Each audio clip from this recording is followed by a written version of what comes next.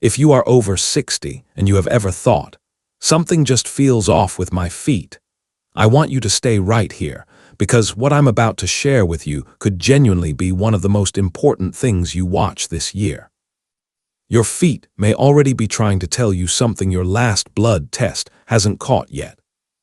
My name is Dr. J. Smith, and for more than 2 decades I have been privileged to walk alongside older adults, helping them stay strong, stay sharp, and stay in control of their health well into their 70s, 80s, and beyond.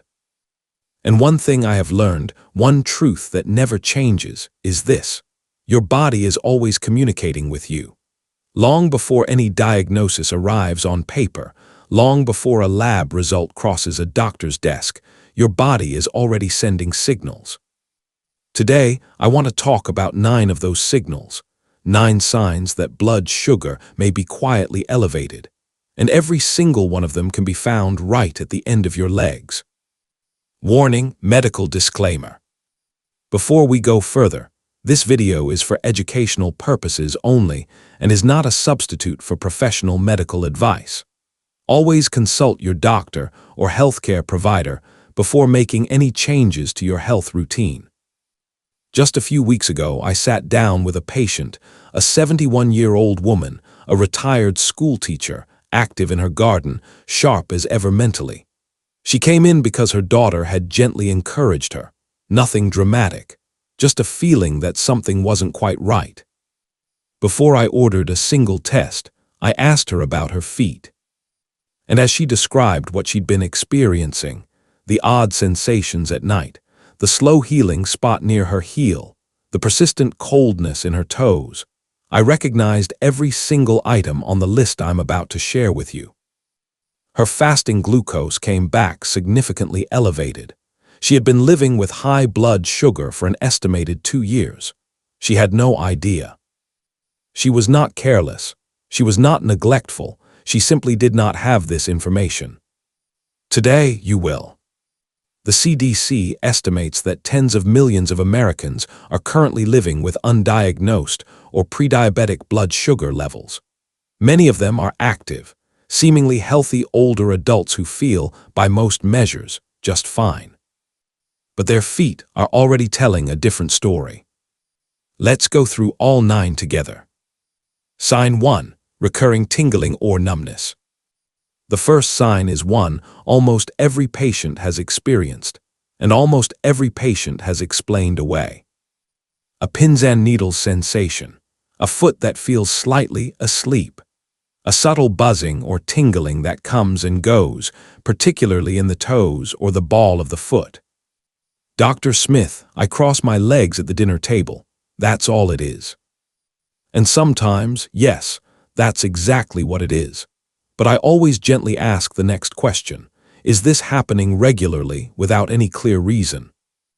Because recurring, unexplained tingling in the feet is one of the earliest signs of peripheral neuropathy, a condition in which chronically elevated blood sugar begins to erode the protective sheath around your nerves. Here is how I explain it to my patients.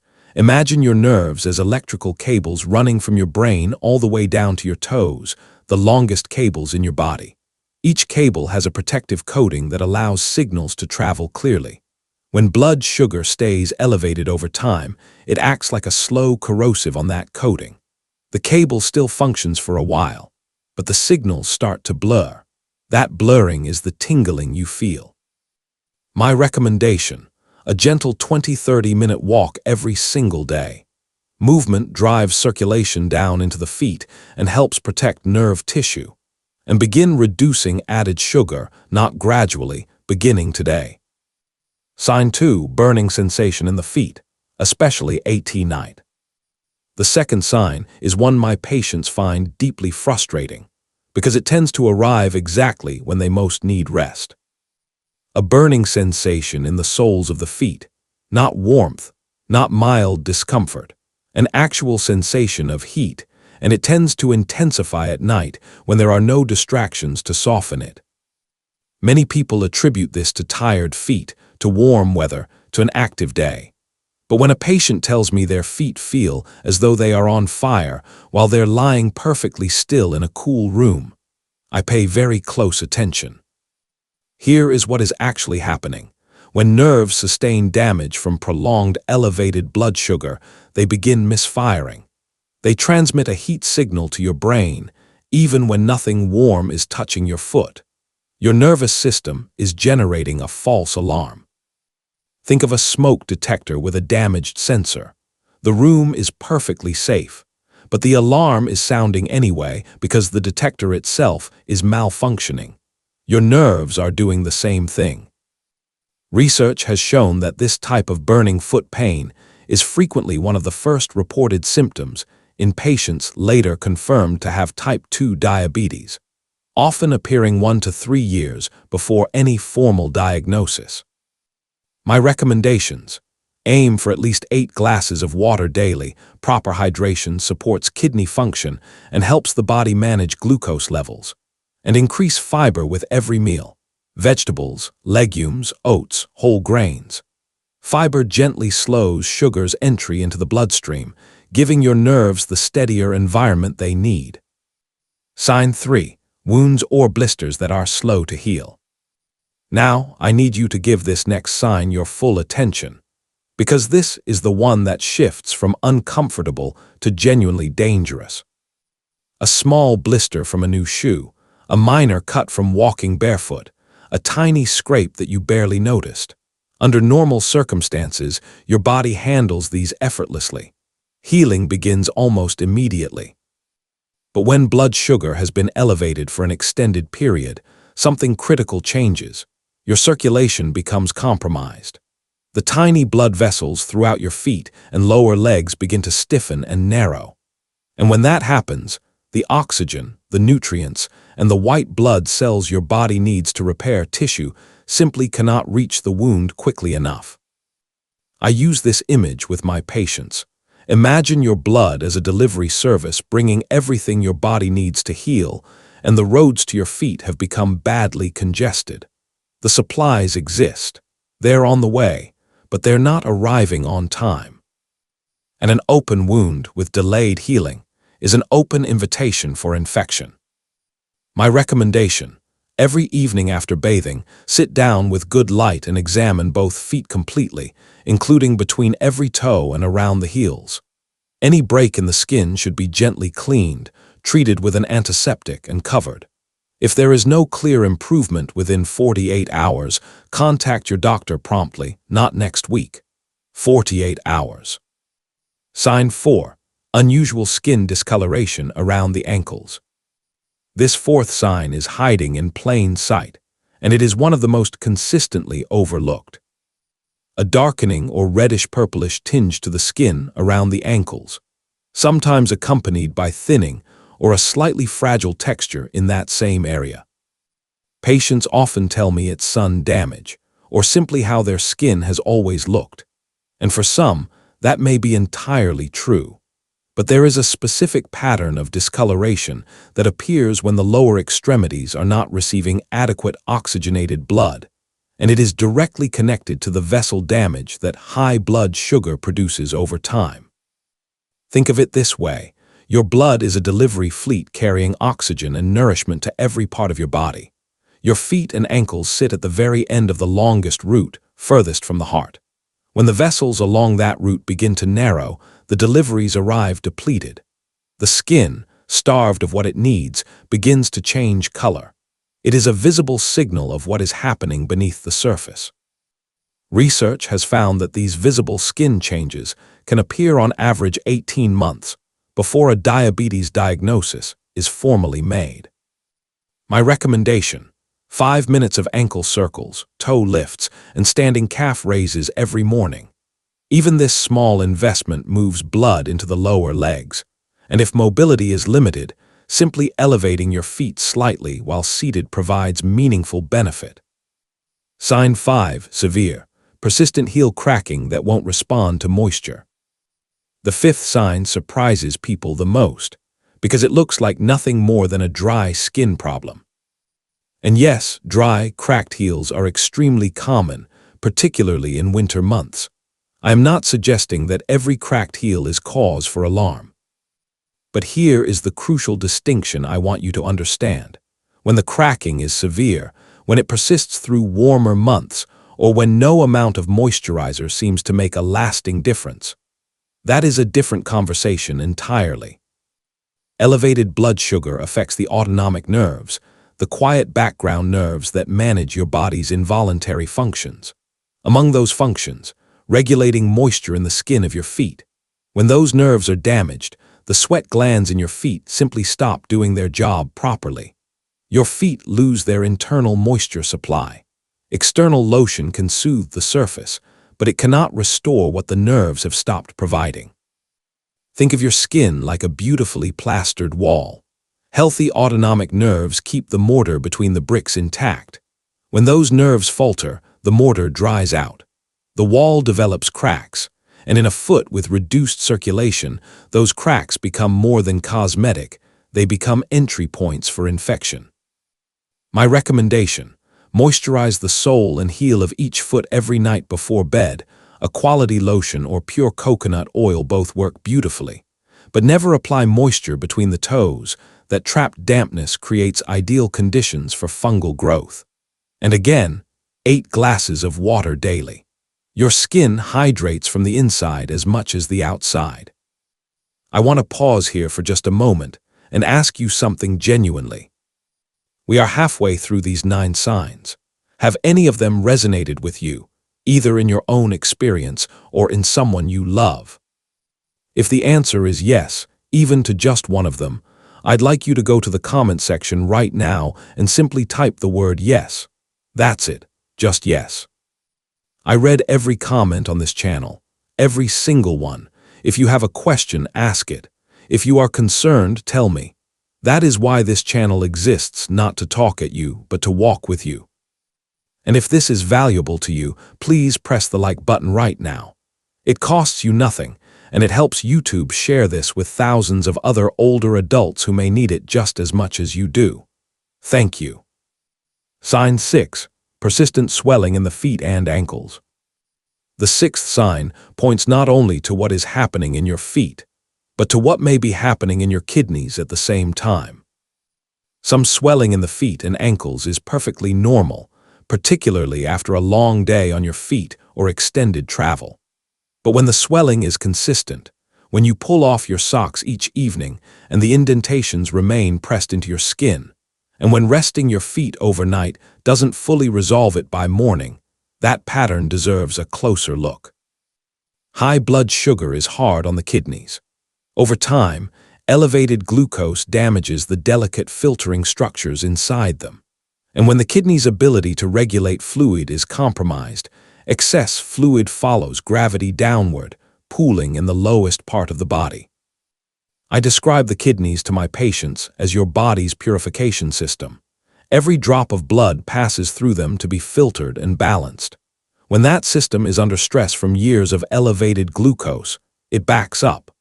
Fluid that would normally be processed and excreted instead accumulates in the feet and ankles. Press one finger into a swollen ankle, and if the indentation holds for several seconds, that is what physicians call pitting edema. It is not something to observe quietly and wait out. My recommendation: when resting, elevate your feet slightly above the level of your heart. Even a folded blanket beneath your ankles makes a difference. And reduce sodium in your diet. Salt signals the body to retain water, which compounds the problem significantly. Read labels. Canned soups, deli items, and processed foods are often major hidden sources of sodium. Sign 7. Unexplained sharp or stabbing foot pain, particularly at night.